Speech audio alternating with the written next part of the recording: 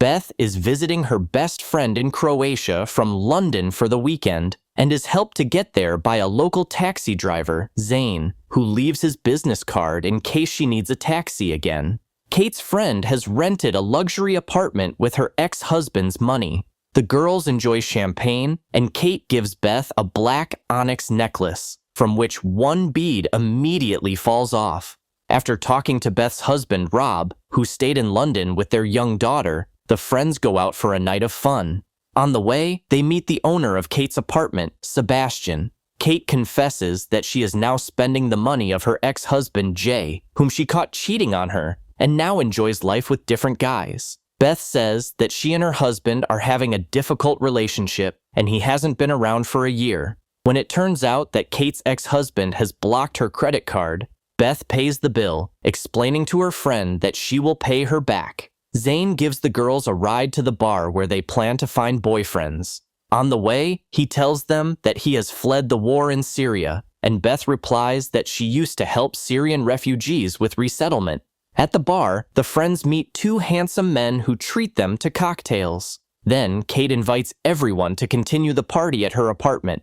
Beth wakes up the next day at noon, not remembering anything. She sees traces of the party, but Kate is not in the apartment. Her friend does not answer her calls. Rob wonders if they had a fight and assumes that Kate will show up soon. Beth turns to Sebastian, but he hasn't seen Kate either. He reminds her that it is forbidden to bring guests to the apartment, and now she will have to pay a fine. Beth turns to the police, but the detective says that they will be able to take up the case only in 24 hours because Kate may show up on her own. Beth then calls Zane and asks him to take her to the bar where they were last night. There, she tries to get some information from the bartender, but is unsuccessful. Zane helps her question the bartender, and it turns out that the two guys were local callboys, Matteo and Luca, who were apparently hired by Kate. At night, Beth calls her husband and warns him that she will be staying in Croatia because she wants to find a friend, although Rob does not like it. Later, Beth finds the same two men on social media and tells Zane about it. The taxi driver arranges a meeting with them, pretending to be a client. At the meeting, one of the men admits that he and Kate broke up at 3 in the morning and that her purse was pawned. Beth takes the purse and goes to the police.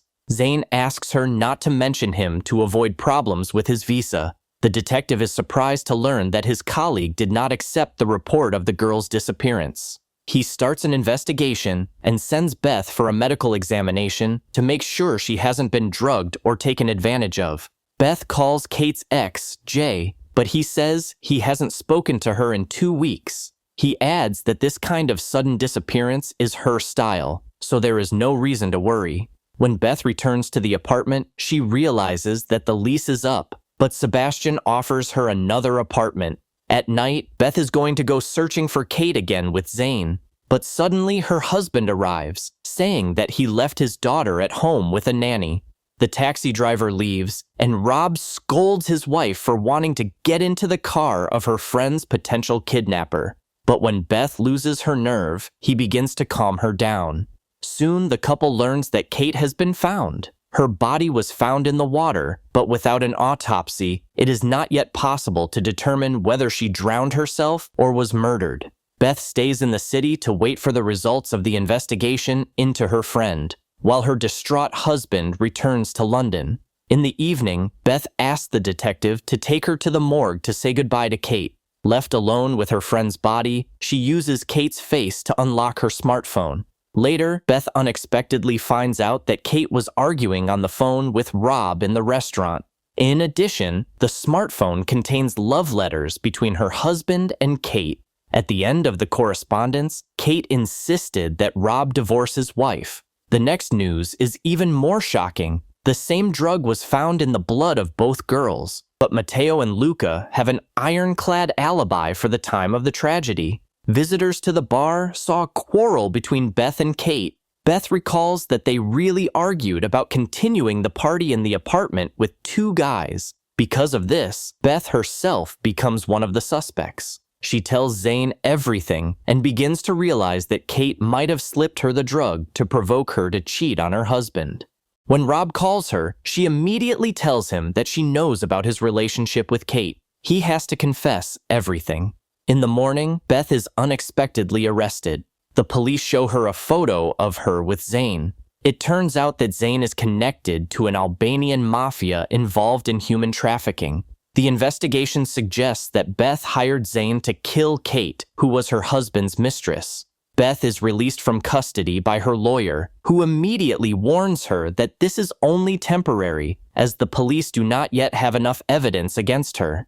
Returning to the apartment, Beth finds Zane there, whom he says Sebastian let in. The man tells her that he was a doctor in Syria and saved the life of an Albanian boy. His father helped Zane illegally move to Croatia, and that's where his connection to the mafia ends. Left alone, Beth begins to wonder how the police found out about her husband's infidelity, which she did not tell them about. She accidentally discovers a hidden camera in the mirror of her room, which probably recorded her conversation with Rob. Beth recalls that the detective often came over with Sebastian. Seizing a moment in the kitchen, she steals the keys to his apartment from the landlord. In Sebastian's apartment, she finds a studio with cameras that he used to monitor his tenants. Beth watches the footage from Friday and finds out that she was simply put to bed after returning from the bar. Meanwhile, Kate and the men moved to the bathroom on the balcony. When Kate went to the bathroom, the men stole her purse and fled the apartment. Kate ran outside after them, took a taxi, and gave chase. However, she returned in a different car with a distinctive sticker on the bumper. Suddenly, Sebastian returns. Beth tries to leave quickly, but he excuses himself by saying that he installed the cameras for security purposes. He starts to delete all the recordings, but Beth stops him. When Sebastian regains consciousness, Beth runs out of the apartment and meets Zane. On the way, she tells him that the owner of the apartment was spying on the tenants, but erased all the records. Now she may also be charged with assaulting her husband. After writing down the license plate number of the car Kate used, Beth and Zane go to the taxi company. The TV is already reporting that she is wanted. They find the driver who gave Kate a ride. He says he only took her to the police station. Suddenly, the police officers called by the taxi company's boss show up, including a detective. Beth recognizes the car with the sticker on the bumper, and the chase begins. When she breaks away from the chase, she talks about the detective's car, which may have something to do with Kate's murder. Zane decides to distract the cops. This only partially works, and the detective continues to chase Beth until he drives her to the roof of a building. Beth screams that he killed her friend because he wanted to have fun with her, and Kate turned him down. In response, the policeman calls Kate a bad girl. However, when his colleague appears, the detective accidentally falls and goes to the other side. In the morning, the other detective reports that they have managed to recover some of Sebastian's records and viewed several street camera footage. She comes to the conclusion that the detective really wanted to follow the girl after she reported her bag missing. But when she refused, he inflicted a head injury on her and threw her into the water. To Beth's surprise, the detective explains that his colleague used to work in the morality police, where detainees often complained about his behavior.